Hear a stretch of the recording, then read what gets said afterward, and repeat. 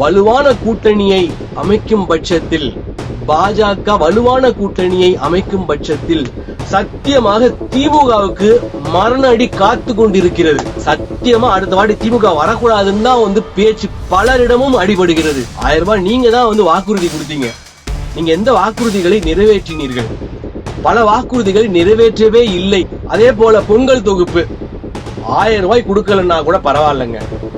அதுல என்ன கொடுமைன்னு கேட்டீங்கன்னா, இவர்கள் ஆட்சியில் இல்லாத போது 2500 ரூபாய் கொடுத்த பழனிசாமியை பார்த்து, எடப்பாடி பழனிசாமி அவர்களை பார்த்து, நீ 5000 ரூபாய் கொடுக்க வேண்டும் என்றார்கள். சரியா? இன்றைக்கு இவர்களால் ஒரு 1000 ரூபாய் கூட கொடுக்க முடியல. சாம்சங் தொழிலாளர்கள் பிரச்சனை, தொழிலாளர்கள் விரோத போக்கு இந்த அரசு கடைபிடிக்கிறது.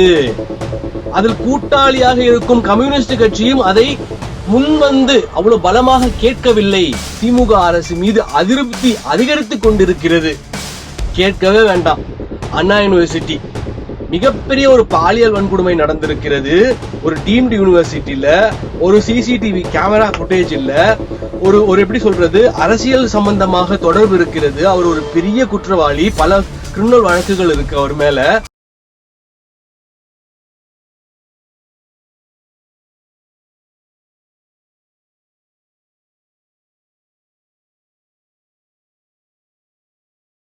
அனைவருக்கும் வணக்கம்.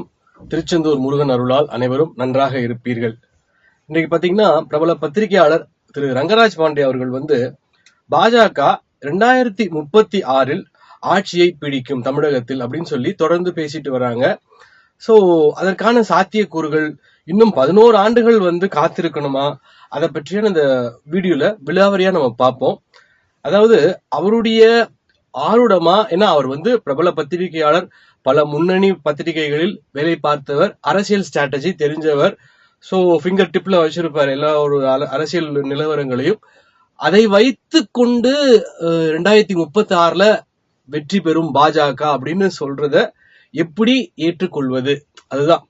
ஏன்னா உங்களுக்கு எல்லாமே தெரிஞ்சிருந்தாலும் அரசியலுக்கு நீங்கள் வெற்றி பெறுவதற்கு அதற்கு ஒரு என்ன சொல்றது, ஒரு கரிஷ்மா வேணும்னு சொல்லுவேன். ஒரு ஈர்ப்பு சக்தி வேணும். சோ இன்னொன்னு, 11 வருஷம்ன்ற போது இன்னைக்கு 50 வயசுல இருக்கிறவங்க 61 வயசு ஆயிடும். வயது முதிர்ந்தவர்களாக மாறிடுவாங்க. 40 வயசுல இருக்கிறவங்க 51 வயசு ஆயிடும். இப்ப பாத்தீங்கன்னா 60 வயசுல இருக்கிறவங்க 71 வயசு ஆயிடும். அப்போ இன்னும் 11 வருஷம். அப்ப பாஜக இருக்கவங்க, நிர்வாகிகள், தொண்டர்கள், அவங்க எல்லாம் சோர்வடைஞ்சிருவாங்க. என்னப்பா அது 11 வருஷம் வெயிட் பண்ணணுமா? அப்பா பொறுத்தது போதும். இன்னும் விட்டா திமுக அரசு, திராவிட மாடல் அரசு எங்கள் தமிழ்நாட்டு வளங்களை சுரண்டி தின்று விடுவார்கள் அப்படிங்கிற கவலையும் பலருக்கும் வந்து கொண்டிருக்கிறது. ரங்கராஜ் பாண்டே சார் ரொம்ப ஒரு எக்ஸ்ட்ராடினரி, ஒரு ஃபியூச்சரிஸ்டிக் விஷன்ல சொல்றாரு, அவருடைய ஒரு பார்வையை சொல்றாரு.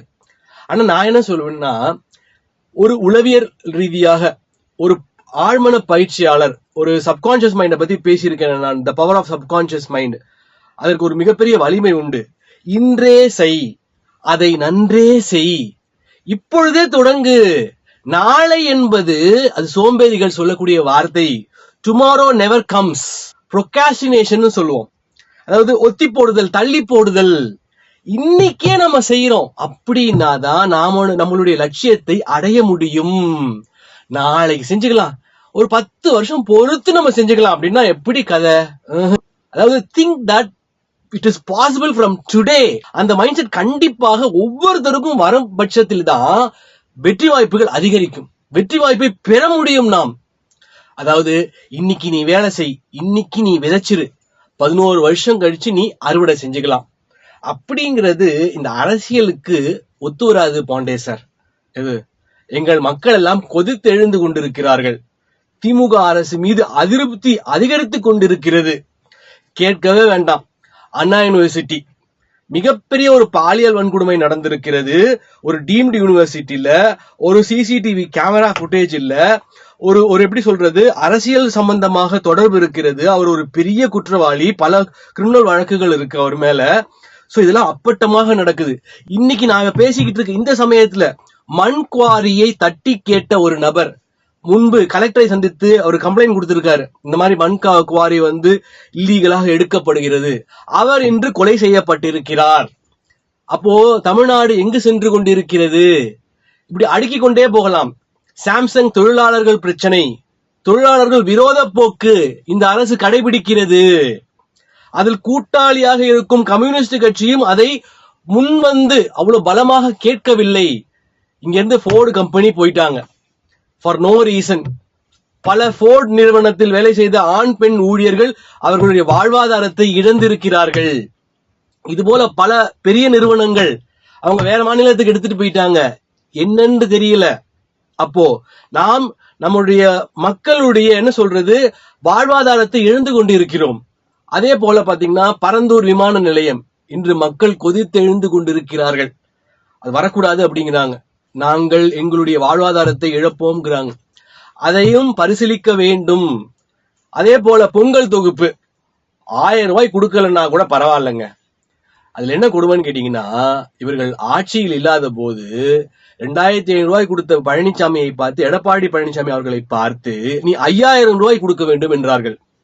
சரியா? இன்றைக்கு இவர்களால் ஒரு 1000 ரூபாய் கூட கொடுக்க முடியல. அதை கூட விட்டுருங்க. அதாவது பல ஒரு ஊர்கள்ல பாத்தீங்கன்னா நான் உட்பட வேட்டி சேலை அப்படின்னு கொடுக்கறது சொன்னாங்க. யாருக்குமே வேட்டி சேலை கொடுக்கல. பலருக்கு பாதிக்கு பாதி யார் வாயில போயிடுச்சோ தெரியல. வேட்டி சேலை கொடுக்கப்படவில்லை. அதற்கு அத்தாட்சியாக என்னுடைய மெசேஜ் வேணா நான் காமிக்கிறேன். அது மாதிரி பல இடங்கள்ல பல ஊர்கள்ல நடந்திருக்கு. ஆளுநர் அவமதிப்பு, இவர்களுக்கும் ஆளுநர் அவர்களுக்கும் ஒரு இடைப்பட்ட ஒரு தகராறு வந்து பல வருடங்களாக தொடர்ந்து கொண்டே இருக்கிறது. அது எங்க போய் முடிய போகுதுன்னு தெரியல. அதே போல பாத்தீங்கன்னா இதுவரைக்கும் நடைபெறாத ஒரு கோர்ட்ல எல்லாம் பார்த்தா பயங்கரமா வந்து அக்விஸ்ட் எல்லாம் கத்தியோட பல வழக்கறிஞர்கள் வந்து பயத்தோட வேலை செய்யக்கூடிய அங்கே கோர்ட்ல வந்து அசம்பாவிதங்கள் கொலைகள் நடைபெற்று கொண்டிருக்கு. இதெல்லாம் எப்பயாவது நடந்திருக்குமா? இன்றைக்கு பாருங்க பயங்கரமா வந்து போதை, கஞ்சா இது மாதிரி நிறைய பிடிபட்டதுன்னு சொல்லி வந்து நம்ம நியூஸ் கேட்கிறோம்.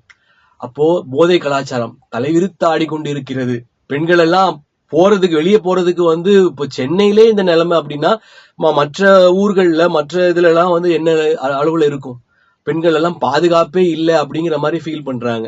அதையும் தாண்டி பாத்தீங்கன்னா திமுக அரசு வந்து கடன் வந்து பார்த்தா அப்படியே ஒரு 9 லட்சம் கோடியை தாண்டி போயிட்டே இருக்கு. அதாவது அரசு கஜானா காலியாக போகிறதுன்னு சொல்றாங்க. கூடிய விரைவில் அரசு கஜானால பணமே இருக்காது. கஜானா காலியானா அரசு திவால் ஆயிடும். என்ன நடக்க போகுதுன்னு தெரியல. 1000 ரூபாய் வந்து கேட்டால் மத்திய அரசு கொடுக்கவில்லை என்று சொல்கிறார்கள். மத்திய அரசை கேட்டால் நீங்கள் 1000 ரூபாய் தருகிறேன் என்று சொன்னீர்கள். 1000 ரூபாய் நீங்க தான் வந்து வாக்குறுதி கொடுத்தீங்க.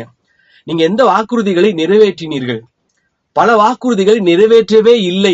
அதாவது ஐயா ரங்கராஜ் பாண்டே அவர்கள் சொல்வது போல 2036 தான் எங்களுக்கு விமோசனம் கிடைக்கும் இவர்களிடம் இருந்து அப்படின்னா என் மக்கள் மடிந்து வறுமையில் வாடி செத்து விடுவார்கள். அதாவது எப்படி ஒரு ஓனாய், ஒரு வேட்டையாடும் ஒரு ஓனாய், ஒரு சிறுத்தை புலி வந்து ஒரு மானை அதோடைய மொத்த எலும்பு மொத்தத்தையும் கடித்து குதறி தின்று விடுமோ, அது போல என் நாட்டு மக்கள் எல்லாம் எலும்பு துண்டு போல வந்து நாங்கள் எல்லாம் செத்து மடிந்து விடுவோம்.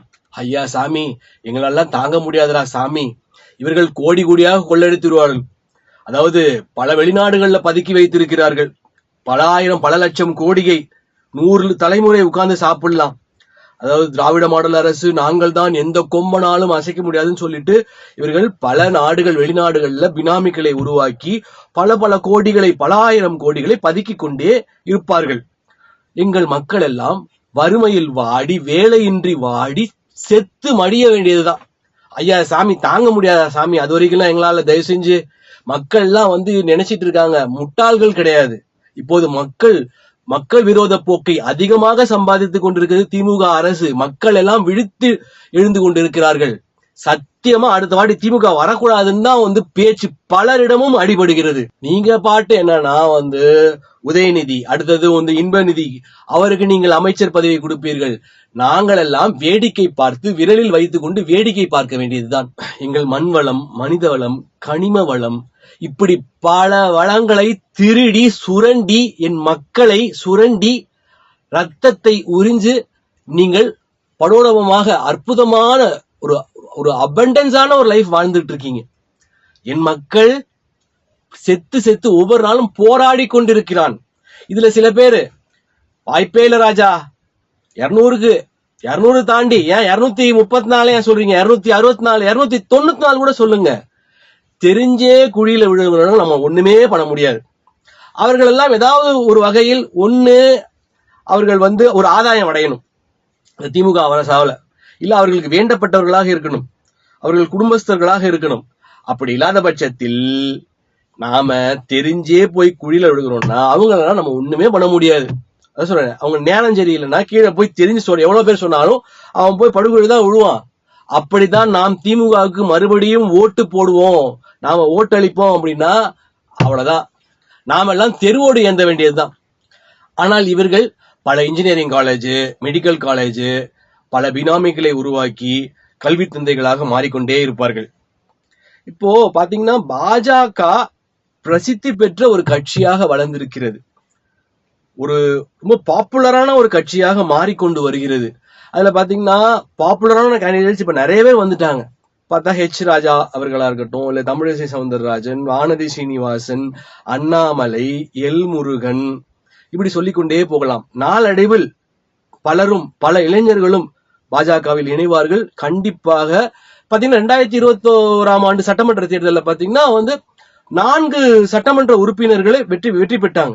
அதே போல 2024 ஆண்டு நாடாளுமன்ற தேர்தலில் ஒரு சதவீதமான ஒரு 18% ஓட்டு வங்கிகளை பெற்றிருக்கிறது பாஜக அரசு. பெரிய விஷயம். எப்பேற்பட்ட வெற்றி! அப்பன்னா முன்னாடி எல்லாம் பாஜக அப்படின்னா ஒரு கட்சியாவே கன்சிடர் பண்ண மாட்டாங்க. இப்போ திராவிட மாடல் அரசு பாஜகவை ஒழித்து கட்டுவதற்கு, வெற்றியை தடுப்பதற்கு அவர்கள் கையில் எடுத்திருக்கும் ஆயுதம் பாத்தீங்கன்னா மதவாத சக்தி. மதவாத சக்தியை நாங்கள் அனுமதிக்கவே மாட்டோம். ஆமா, மதவாத சக்தி, மண்ணாங்கட்டி சக்தி. மக்கள் எல்லாம் முட்டாள்கள் கிடையாது. நீங்க சொல்லிட்டே இருங்க மதவாத சக்தி மதவாத சக்தின்னு. கூட்டணி வச்ச போதெல்லாம் உங்களுக்கு தெரியல மதவாத சக்தி. சரி, நான் கேக்குறேன், நீட் தேர்வு ஒழிப்பேன்னு சொன்னீங்கல்ல, வாக்குறுதி கொடுத்தீங்கல்ல, 2021 ஆண்டு சட்டமன்ற தேர்தலில் நாங்கள் வெற்றி பெற்றால் கண்டிப்பாக முதல் கையெழுத்து நாங்கள் நீட் தேர்வை ஒழிப்போம்னு சொன்னீங்கல்ல, என்ன ஆச்சு? பொய்யான வாக்குறுதியா?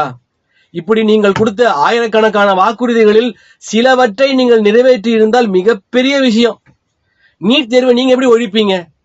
கேட்டா மத்திய அரசு தான் அதுக்கு கொண்டு வர முடியல, மத்திய அரசு தான் காரணம்னு சொல்றீங்க. நல்லா புரிஞ்சுக்கோங்க, மக்கள் எல்லாம் இதை பார்த்து கொண்டு, சகமான சாதாரண மனிதர்கள் எல்லாம் பார்த்து கொண்டிருக்கும் மக்கள் எல்லாம், காங்கிரசும் திமுகவும் கூட்டணியில் இருக்கும் பொழுது, ஆட்சியில் இருக்கும் போதுதான் இந்த சட்ட மசோதாவை இயற்றப்பட்டது.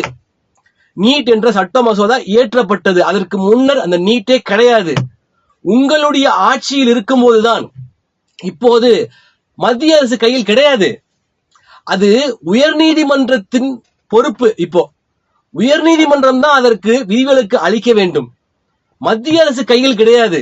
அதனால நீங்க சொன்னீங்கல்ல, ஒழிப்போம்னு சொன்னீங்க, முடியாததை நாங்கள் முடித்து காட்டுவோம் சொன்னீங்கல்ல, என்ன செஞ்சீங்க? கேட்டா மத்திய அரசு கை காட்டுறீங்க. ஏன் தெரியாதா? அதான் சொல்லுவாங்க, அதாவது முழு சோத்துல பூசணிக்காய மறைக்கிறதா அப்படின்னு. அதெல்லாம் மக்கள் எல்லாம் அவ்வளவு அடிமுட்டாள்கள் கிடையாது. அதே போல பாத்தீங்கன்னா இப்போ பாஜக வர வேண்டும் என்று பலரும் விரும்புகிறார்கள், ஒரு ஆப்ஷன் தேடுறாங்க. திமுக வேண்டாம், கண்டிப்பா வேண்டாம், நமக்கு ஒரு பெஸ்ட் ஆப்ஷனா பிஜேபி இருக்க கூடாதா? இருக்கணும் அப்படின்னு மக்கள் எல்லாம் சிந்திக்க தொடங்கி விட்டார்கள். அதாவது என்னுடைய ஆளுடத்தின்படி பாத்தீங்கன்னா 2026 பாஜக ஆட்சி அமைக்கும்னு சொன்னேன். நான் என்ன சொல்ல வரேன்னா, வலுவான கூட்டணியை அமைக்கும் பட்சத்தில், பாஜக வலுவான கூட்டணியை அமைக்கும் பட்சத்தில் சத்தியமாக திமுகவுக்கு மரண அடி காத்து கொண்டிருக்கிறது. நிச்சயமா. அதனால ரங்கராஜ் பாண்டே சார் சொல்றது நான் கரெக்ட் பண்ணணும்னு நினைக்கிறேன். சாரி சார், நீங்க பெரிய அரசியல் ஒரு நிபுணத்துவம் பெற்றவர், ஒரு ஃபிங்கர் டிப்ல வச்சிருக்கவர். ஆனால் எங்கள் மக்கள் நாங்களெல்லாம் தாங்க மாட்டோம். I want to correct you. 2026 இன்றே செய் அதை நன்றே செய் என்ற பட்சத்தில் நாங்கள் 2026 ஆட்சியை பிடிப்போம் என்று சொல்லி இந்த பதிவை நிறைவு செய்கிறேன். பாரத் மாதா கி ஜெய், மோடி கி ஜெய், வந்தே மாதரம், ஜெய்ஹிந்த். மேலும் பல அபரிமிதங்களுடன் உங்களுக்கு ஆற்றலாகவும் நம்பிக்கை ஒளியாகவும் ஏஎல் சூர்யா. இந்த பதிவு உங்களுக்கு பிடித்திருக்கும் பட்சத்தில் இதனை உங்கள் நண்பர்களுக்கும் நல் உறவுகளுக்கும் பகிர்ந்து அவர்கள் வாழ்வை ஒளிரச் செய்து பிரபஞ்சத்தின் ஆசீர்வாதங்களை அபரிமிதங்களாக பெற்று